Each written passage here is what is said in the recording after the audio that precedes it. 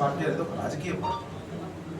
ఏదైనా రాజకీయ పార్టీ నిర్ణయం తీసుకునేటప్పుడు అక్కడ ఉన్నటువంటి పరిస్థితులు, గెలుపు ఓటములు, ఆర్థిక స్థితిగతులు, అక్కడ ఉన్నటువంటి కార్యకర్తల మనోభావాలు, తర్వాత వయసు రీత్యా ఉన్నటువంటి విషయాలు, అనేక పారామీటర్స్ తీసుకొని టికెట్ ఇవ్వడం జరుగుతుంది. కాంగ్రెస్ పార్టీలో మాట్లాడడం దానికి కానీ భారతీయ జనతా పార్టీగా నిజంగా నీవు మాదిగ జాతి నాయకుడి మాదిగ ప్రయోజనాల కొరకు మాట్లాడేవాడైతే నేను అడుగుతా ఉన్నాను. భారతీయ జనతా పార్టీ నాయకుడిగా ఈరోజు ఈటల రాజేందర్ దిగుబడి వేసుకొని భారతీయ జనతా పార్టీ ఓటే వదులుతుందా? భారతీయ జనతా పార్టీని ప్రశ్నించాల్సిన అవసరం ఉంది. మాదిగల జాతి పక్షాన పోట్లాడే నాయకులు అయితే మదకృష్ణ గారు 10 సంవత్సరాలుగా ఏబిసిడి వర్గీకరణ గురించి కాంగ్రెస్ పార్టీ ఉషా మేర కమిషన్ వేసింది. మాదిగల వర్గీకరణ జరగాలి, అంబేద్కర్ చెప్పిన రాజ్యాంగ ఫలాలు అన్ని వర్గాలకు సమానంగా అందియాలని చెప్పి ఉషా మేర కమిషన్ వేసింది. ఉషా మేర కమిషన్ రిపోర్టు రాజ్యాంగంలోని ఆర్టికల్ 341A సవరిస్తే, అమెండ్మెంట్ చేస్తే ఈ వర్గీకరణాంశం అన్నది కేంద్ర పరిధిలో నుంచి రాష్ట్ర పరిధిలోకి వస్తుంది. అప్పుడు రాష్ట్రాలు స్వేచ్ఛగా నిర్ణయం తీసుకోవచ్చు. అప్పుడు ఇక్కడ తీర్మానం పాస్ చేసిన కాంగ్రెస్ పార్టీ, ఇక్కడ తీర్మానం పాస్ చేసి ఉషా మేర కమిషన్ చేసినటువంటి కాంగ్రెస్ పార్టీ ఇక్కడ ఏబిసిడి వర్గీకరణ చేస్తుందని ఉషా మేర కమిషన్ రిపోర్ట్ పెట్టింది కదా. దేవుని మీద అప్పుడే తెలంగాణ ఉద్యోగం రావడం వల్ల ఆగిపోయింది. దాంతోపాటు ఇమీడియట్గా మేము అధికారం కోల్పోయినా 10 సంవత్సరాలు భారతీయ జనతా పార్టీ అధికారంలో ఉంది కదా, ఇక్కడ టీఆర్ఎస్ పార్టీ అధికారంలో ఉంది కదా.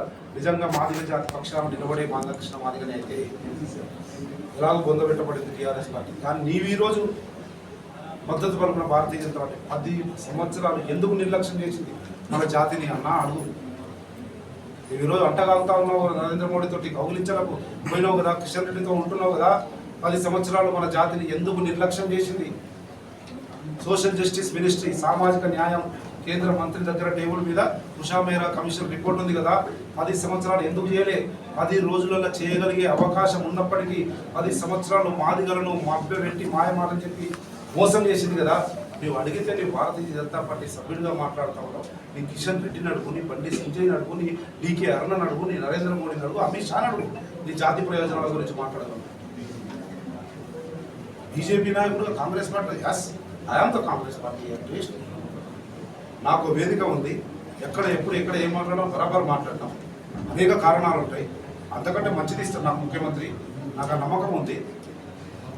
నాకు ఒక ఎంపీ సీట్ అయినా మాదిగ జాతి ప్రయోజనం, మాదిగలకు 2 ఎంపీ సీట్లు అయినా మాదిగ జాతి ప్రయోజనాలు అయిపోయినా మాదిగ జాతి అది కోరుకుంటుంది. సీట్లు ఓట్లతో పాటు ఈరోజు ఉన్నటువంటి రేవంత్ రెడ్డి నాయకత్వంలో ప్రభుత్వంలో మాదిగ జీవితాలు, మాదిగల తలరాతలు మారడానికి కావాల్సిన అనేక నిర్ణయాలు తీసుకో. మా తరతరాల జీవితాలు బాగు చేయి, మహాప్రభాంతరం బరాబర్ బాగు చేయబోతా ఉంది కాంగ్రెస్ పార్టీ రేవంత్ రెడ్డి నాయకత్వంలో. అదే అంటున్నాడు, గాడ్ ఫాదర్ లేడు, అందుకని మాదిగలకు ఏమైతే లేదు, వాళ్ళకేమో గాడ్ ఫాదర్ లేదు. నేను చెప్తా ఉన్నా, మీడియా ద్వారా చెప్తా ఉన్నా, మీ అందరి సాక్షిగా చెప్తా ఉన్నా, అతి త్వరలో కాంగ్రెస్ ప్రభుత్వము రేవంత్ రెడ్డి ఒక్క సంపత్ కుమార్కు కాదు, తెలంగాణలోని యావత్ మాదిగ జాతికి రేవంత్ రెడ్డి గాడ్ ఫాదరు కాబోతా ఉన్నాడు. ఈ ఎన్నికల కూడైపోయిన అతి త్వరలోనే. ఇదే మదకృష్ణ బయట కొట్లాడుతుంటే రిజర్వేషన్ కొరకు ఆయన తమ్ముడిగా ఆ వర్గానికి చెందిన వాడిగా శాసనసభలో 3 రోజులు శాసనసభ స్తంభింపజేసిన ఏబిసిడి వర్గీకరణ కొరకు. ఆ రోజు ఇవ్వరాలని ఆయన వచ్చిన ఒకే ఒక వ్యక్తి ఆ రోజు టీడీపీలో ఉన్న అగ్రవర్ణానికి చెందిన రేవంత్ రెడ్డి గారు నాకు అండగా నిలబడి ఇద్దరం కలిసి పోడియంలో కొట్లాడితే 3 రోజులు మమ్మల్ని సస్పెండ్ చేసింది. That is commitment towards the categorization of ఎస్సీస్ in the state of Telangana. Sampath Kumar garu, Revanth Reddy గారు. అదే బీజేపీని ప్రశ్నించమని అడుగుతా ఉన్నాం మందకృష్ణన్న. అది అడగకుండా కాంగ్రెస్ పార్టీలో ఉన్నటువంటి అంతర్గత విషయాలు ఎస్ బరాబర్ మాకు తెలుసు, ఎందుకు ఏమిటి ఎలా అనేది.